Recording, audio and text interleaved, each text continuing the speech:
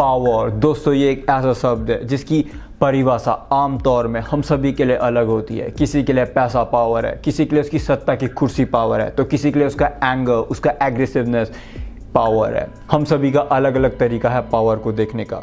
तो दोस्तों आज मैं रॉबर्ट ग्रीन की किताब 48 लॉज ऑफ पावर जो कि है make other people come to you, use bait if necessary law लेकर आया हूँ, जिसका मतलब है दूसरों को अपनी तरफ करने का प्लान बनाएं।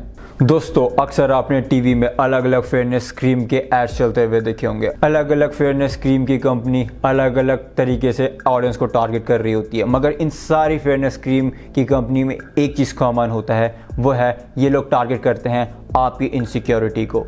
जी हाँ दोस्तों, और जिस वजह से कंपनी आपके पास नहीं, आप कंपनी के पास जाते हो, यानी कि आप कंपनी की वेबसाइट में जाके उनका प्रोडक्ट खरीद देते हो। Make other people come to you, use bait if necessary. ये लॉ हमें बताता है कि हमें किस तरीके से एंड तक अपने आइडिया को प्लान करना होगा और उसे अकॉर्डिंगली एग्जीक्यूट करना होगा। ऑब्जर्वेंस ऑफ दिस लॉ दोस्तों 1900 की शुरुआत में जापानी नौसेना ने रूसी नौसेना को एक गलत अफवाह फैला के उन्हें हमला करने का लालच दिया, जो कि था रूसी नौसेना बड़े ही आसानी से जापानी नौसेना का सफाया कर देगी। हालांकि रूसी नौसेना को वहां पहुंचने के लिए अफ्रीका के दक्षिण सिरे के चारों ओर से एक लंबी यात्रा करनी पड़ी, जो कि काफ़ी ज़्यादा थकाऊ थी। और फिर जापानी नौसेना ने दूसरी झूठी अफवाह फैला दी कि जापान की सेना एक पलटवार तैयार कर रही है, जिसका मतलब था कि रूसी नौसेना को पूरी जर्नी में सतर्क रहना होगा और ऐसा करने से रूसी नौसेना को थका देना होगा। और जब रूसी सेना आखिरकार वहां पहुंची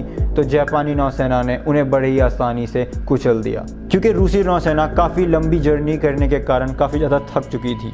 सो let us understand guys what are the takeaways we can learn from this story. तो दोस्तों जो सबसे इंपॉर्टेंट लेसन या फिर टेक अवे मुझे इस कहानी से समझ आया है वो है, फॉर नेगोशिएशन और मीटिंग इट्स वाइज टू लर अदर इनटू योर टेरिटरी और टेरिटरी ऑफ योर चॉइस। दोस्तों ये एक बहुत ही ज़्यादा बुद्धिमानी की बात होगी कि अगर आप अपने दुश्मन या फिर अपने अपोनेंट को अपनी टेरिटरी में किसी नेगोशिएशन या फिर किसी मीटिंग के लिए बुला रहे हो, तब चाहे आप उसे अपने अनुसार किसी तीसरे जगह बुला रहे हो जहाँ पर आप कंफर्टेबल फील करते हो। ऐसे करने से क्या होगा? ऐसे करने से आपके पास पूरी पावर होगी। पहली चीज़ जो है कि आप बहुत ज़्यादा कंफर्टेबल फील करोगे क्योंकि आप अपनी टेरिटरी में हो या तो फिर आप उस टेरिटरी में हो जहाँ का आपको अनुमान है। और जो दूसरा इंपॉर्टेंट पॉइंट है वो ये है कि आपके अपोनेंट उस टेरिटरी के बारे में अनजान होगा, उस प्लेस के बारे में अनजान होगा, तो वो थोड़ा बहुत डिफेंसिव फील करेगा। तो दोस्तों जो दूसरा टेक अवे या फिर दूसरा लेसन जो हम सभी को सीखने को मिला है वो ये है, if your enemy suspect that you are manipulating him then it's very hard to control.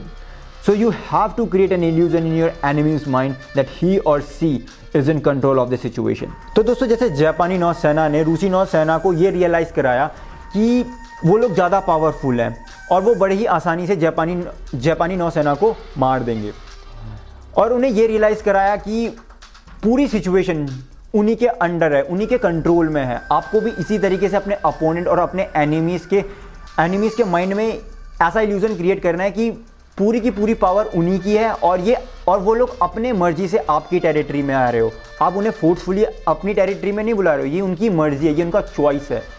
तो ये सबसे इंपॉर्टेंट जो दूसरा लेसन है जो मुझे सीखने को मिला। तो दोस्तों जो तीसरा इंपॉर्टेंट लेसन जो मुझे सीखने को मिला इस स्टोरी से वो है, often time your opponents greed, desire and emotion will be their great motivator, which means they can easily led around और डिफीटेड।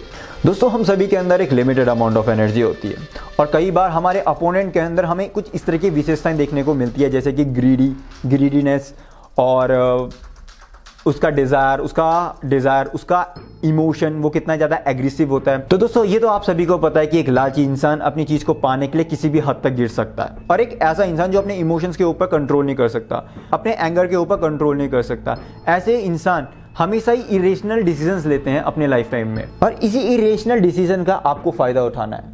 हर बार बैक बाउंस करना एक अच्छी स्ट्रैटेजी नहीं होती है, बल्कि आपको चुपचाप पीछे बैठ के एक सही मौके का इंतज़ार करना है। तो दोस्तों ये थे वो 3 लेसन जो हम सभी को इस स्टोरी से सीखने को मिले। Always remember guys, the essence of power is the ability to keep the initiative, to get others to react to your moves, to keep your opponent and those around you on the defensive. When you make other people come to you, you suddenly become the one controlling the situation, and the one control has power. Two things must happen to place you in this position. You yourself must learn to master your emotion and never be influenced by anger.